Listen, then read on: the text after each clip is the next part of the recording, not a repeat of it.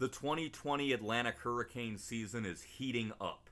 I'm Mike Naso with the Tropical Video Update. We got a lot to cover. This is the name list, obviously, and we have exhausted all of these names. We are now on Gonzalo, and we could even have Hannah and maybe even Isaias in the next couple of days as hurricane season 2020 heats up even before the August-September peak. Now let's get started taking a look out there what we have right now. You can see we have a couple of features. First of all, Tropical Storm Gonzalo is sitting right here in the central Atlantic, headed generally towards the southern Windward Islands, St. Vincent, St. Lucia, Barbados, the Grenadines, Trinidad, Tobago. You guys are first up for a land area that Gonzalo might impact, and it is expected to become a hurricane. However, once it moves into the Caribbean Sea, this part of the Caribbean is a graveyard for developing cyclones. It doesn't look like it will have much of a future, but again, it's very uncertain. We'll have to wait and see. We have an area of disturbed weather that the Air Force is flying in right now in the Gulf, causing a lot of rain over Cuba, the Yucatan, Florida. This could very well develop and head in the general direction of Texas. So if you're in Texas, be on the alert. We have another wave here in the central Atlantic, and we also have a wave that's over Africa that could be a big player down the road. So a lot to cover. Let's get started with Gonzalo.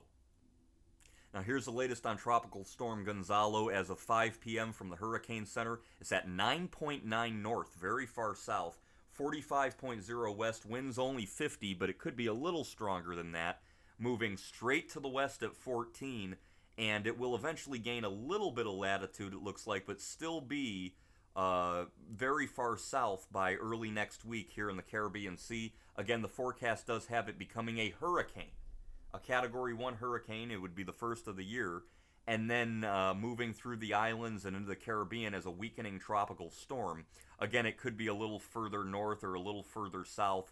Right now, somewhere in the general vicinity of the Windward Islands, maybe the ABC Islands, Aruba, Bonaire, Curacao would be impacted by Sunday or Monday. Nevertheless, the track isn't as much of a head scratcher as it is the intensity. We don't know just how strong it's going to get initially and how much it may weaken later on. Still very uncertain at this point in time. There's the visible satellite image as the sun goes down. You can see we almost had an I-type feature throughout the afternoon, but again, it's definitely bursting more than banding. You'll want to see it coil up a little more before it makes a run at hurricane, but it is expected to gradually strengthen into a hurricane. It's a very tiny system, and those can spin up or down very quickly. So right now, if you're in the Windward Islands and even beyond that in the Gulf of Mexico, keep an eye on Gonzalo because it looks like it's going to become the first hurricane of the season. The computer models with it generally take it, this is the GFS, it takes it pretty good through the islands and then kind of spreads out. We don't know if it's going to head more towards the Yucatan or more towards Cuba up here. Either way, they're not too enthusiastic, the GFS ensembles, about making this a hurricane in the Caribbean. Nevertheless, it is expected to become a hurricane before the islands, so that should make you on alert in the Windward Islands for the fact that there will be a hurricane approaching in the next 48 hours.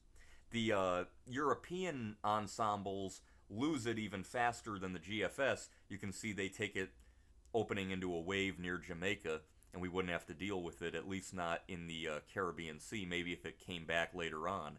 The Canadian model's a little more concerning. It makes Gonzalo a hurricane in the Caribbean Sea after weakening, moves it over the Yucatan towards South Texas in the long range. Then, look at this, a new system forms, moves through the islands, Puerto Rico, and takes aim at the Bahamas and the southeastern U.S. Sometime in the next, say, 200 to 240 hour range. Now that's long range, is to be taken with a grain of salt, but it is an indicator that things are going to be getting active, and with that pattern above it, we would likely be looking at something taking aim at the United States if that were to pan out. We'll talk about that system in a little bit.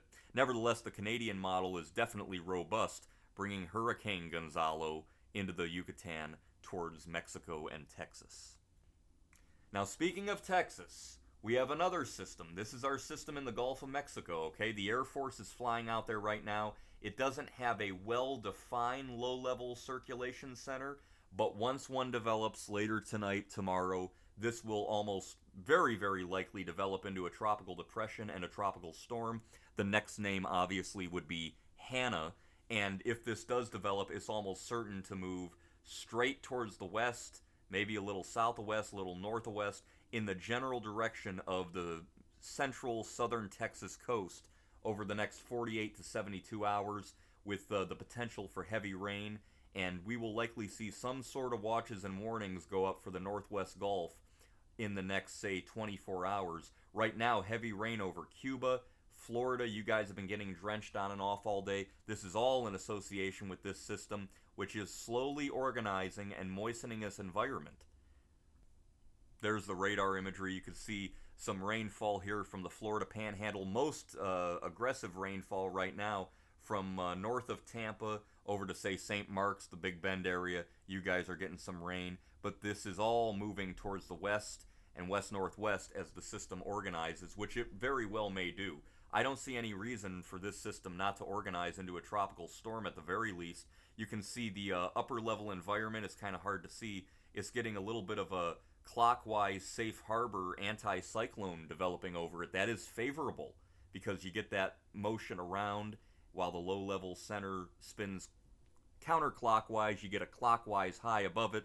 Basically, it ventilates it. It ventilates it in this direction and that direction, and the waters are very hot, and we could have a problem for Texas. Not necessarily a hurricane, I don't think, but certainly a tropical storm threat in the next 48 hours. So you guys in Texas, be prepared, especially for potential for heavy rains. Gonzalo's down here, and that too, there's a little westerly shear that it's been having, but overall a pretty favorable shear environment the next 2 to 3 days.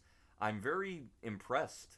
I mean, the blues and the blacks on this map, that is low shear, and Gonzalo has nothing but low shear the next 2 days.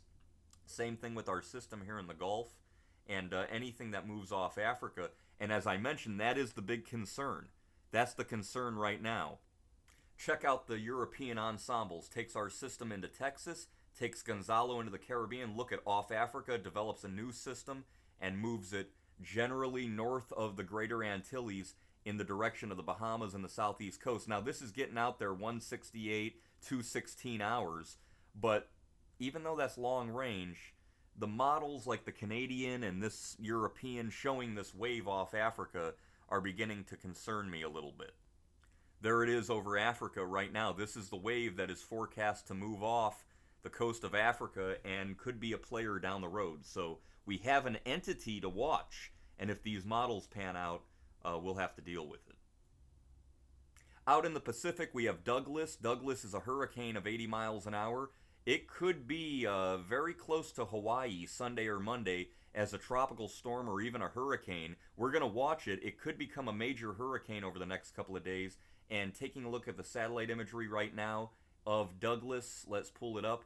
That is a very impressive looking hurricane. You can clearly see well-defined outflow off to the north and good moisture to the south.